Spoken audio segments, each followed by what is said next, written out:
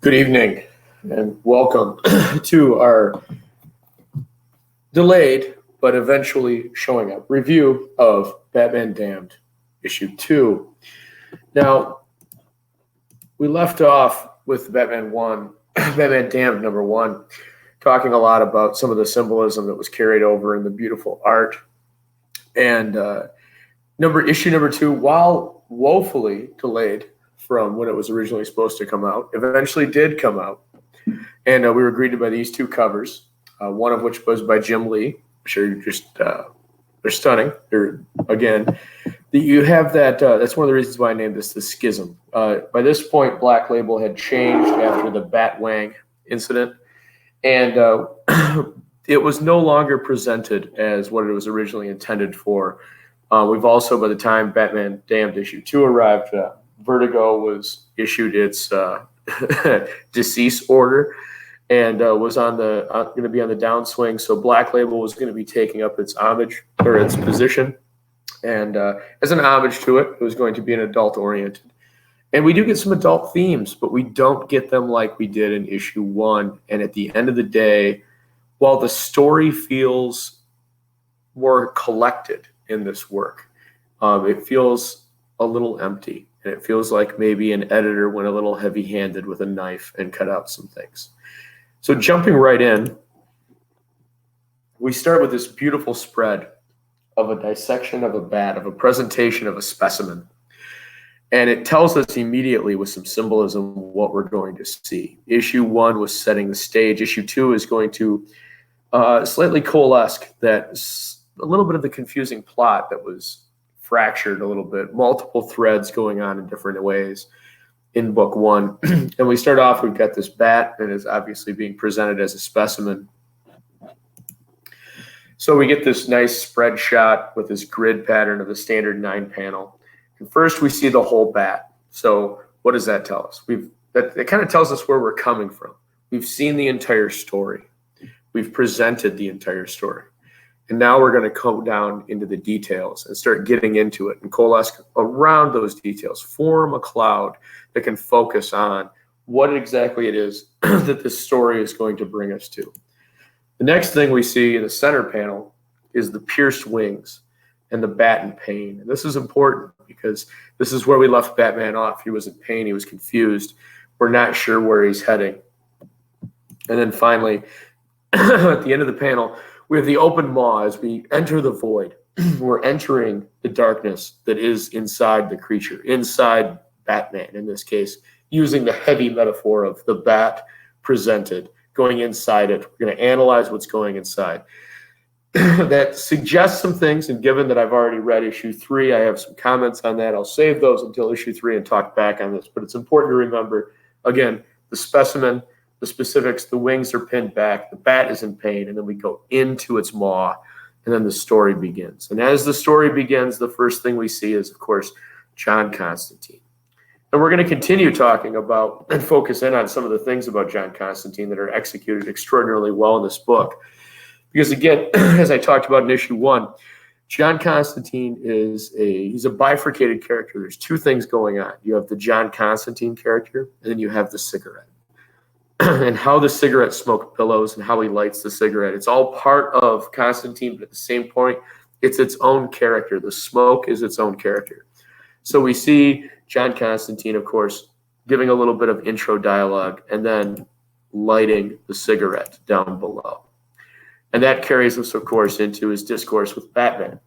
Now, we also get a little bit more. We got this a little bit last time, but this issue is a little heavier handed with it, with the cross symbology, and you're going to see a little bit of that carried through. But again, we got that smoke. It's rising off the cigarette. It's just as much of a character of Constantine. They exist as conjoined twins almost. The smoke tells you, and it's billowing out very loosely as he's being kind of flippant with Batman in this sequence. And then you see Batman reach over, take the cigarette, and flick it away.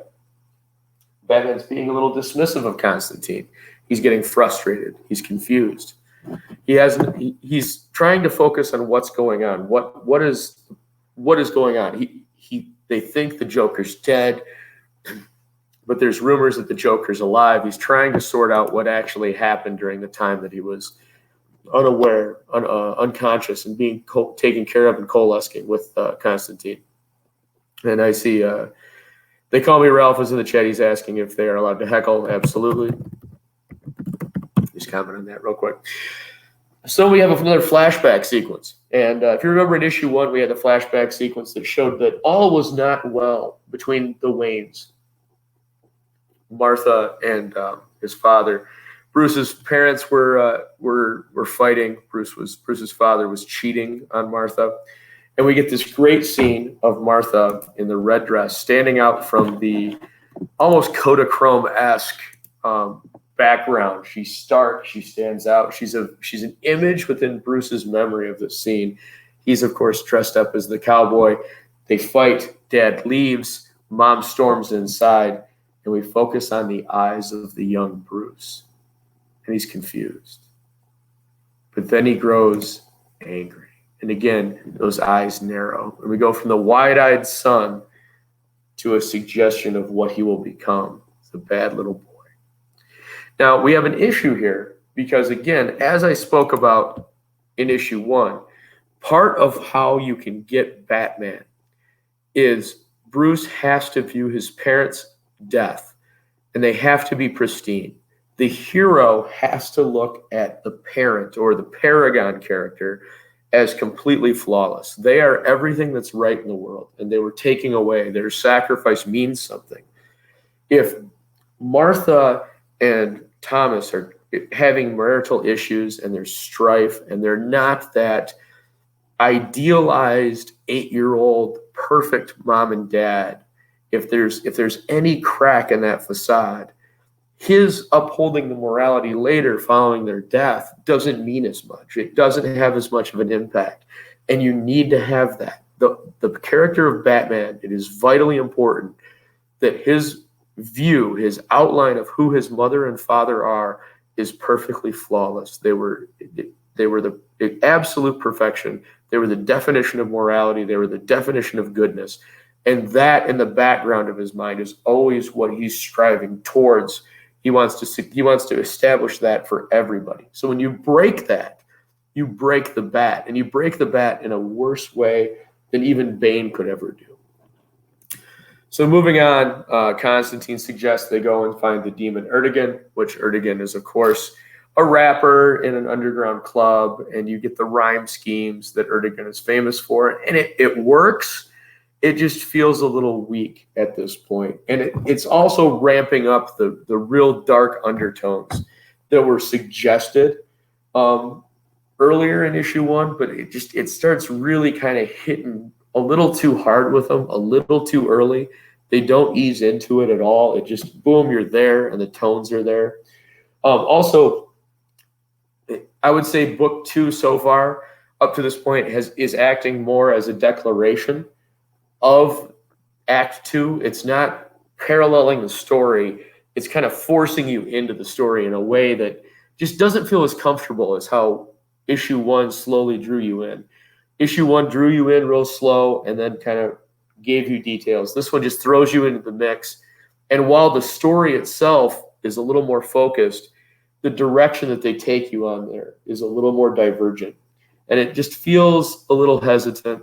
I had a little bit of misgivings for how they went about this. Now, like I said, the artwork though here is gorgeous, and it's this multi-panel sequence, single splash page with 3 positions of Erdogan as he comes at Batman, and you get this great sense of dynamic motion as he throws off the jacket and starts really hitting those beats, and you can almost hear the beats as he's talking as you read it, and you get that sense that this does kind of work. And then we go over and we see this great texturization of the cape on Batman. You've got this wonderful flow. You get the sense that it's the cape almost. As the smoke is to Constantine, the cape is to Batman, and they really do a good job here of wrapping those two things together. And then you get some really nice, this panel is just gorgeous for some of the arm art.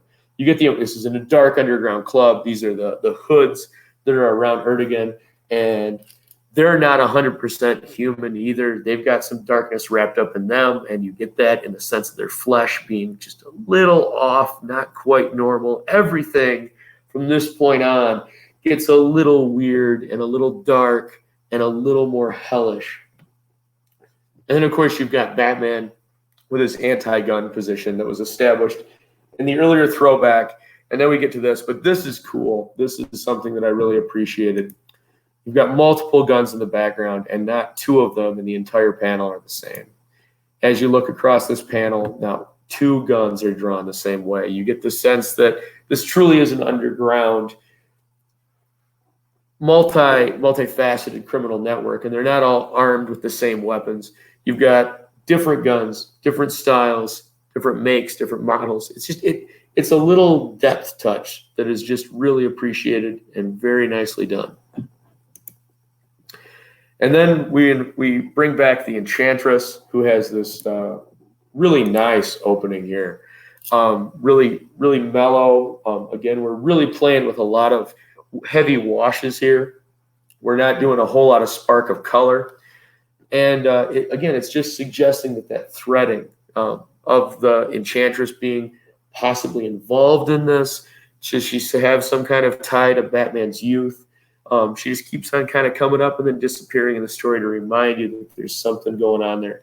And again, like we talked about in the lettering episode, again, her bubbles are always black with white lettering. Everybody else's are white with black lettering, suggesting there's something a little more mystical about her. She's darker, she's evil. And then we come back and we find the homeless man that we saw in issue 1 again. And we get this really great straight shot at his face. And he's, again, look at those eyes. They're wide-eyed. That's that House of Secrets, House of Mysteries throwback that was done so exceptionally well by Sam Keith in the first few issues of Sandman. And again, we see throwback here as an homage to that.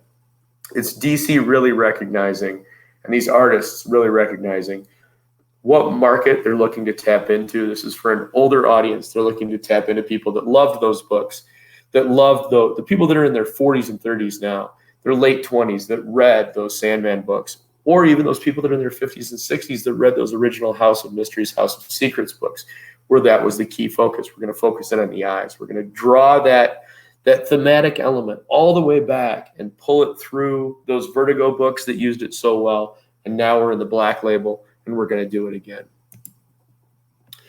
And then we do another flashback sequence, and poor Bruce is being dragged along with his mother as she speaks with a private eye. And we're carrying thematic elements, because who helped Bruce's mom when she needed help?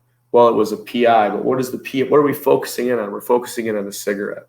We're focusing in on the cherry of the cigarette burning. We're focusing in on the ash and smoke of the ashtray. We've got, again, those wide eyes of the child. He's innocent. Remember back when we saw he had the mask on and his eyes went dark? Now we're back to the wide-eyed child. He's vacillating. He's slowly changing, coming back and forth into what he's going to become. And then again, we have the smoke, the cherry, the fire, tying into Constantine. Why does he trust Constantine? Because of this memory of when he was a child, he was taken with his mother. And who did his mother trust? She trusted somebody that had the cigarette, that had the smoke billowing, that had that burning red ember on the end. And then we end up in a burning building, and we see Erdogan again, and we've got this great shot of his hand reaching up. And they do this in quite a few panels of this book. You get the shot from the character's perspective looking out. And this one's done exceptionally well with the texture on the glove reaching up as Erdogan's talking about he's trapped, you're trapped, the same as us. Well, what does trapped mean? You're starting to get the suggestion based off of everything that's going on that we might not be in the same reality we thought we were at the beginning of this. This might all be a hellish dreamscape. Or, obviously, Batman might be in hell itself, or at least some kind of mystical realm.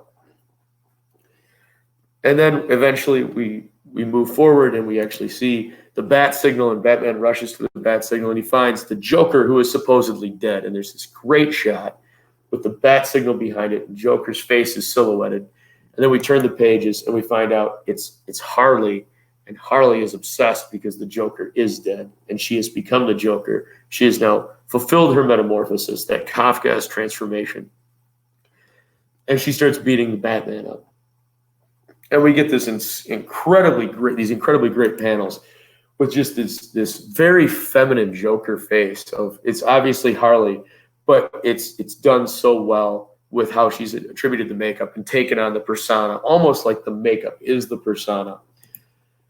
And again, as they fight, you get that same impression, the pointed tongue. There's darkness here, there's evil, there's a lot going on, but these panels are so stark and they're speaking more volumes than the writing.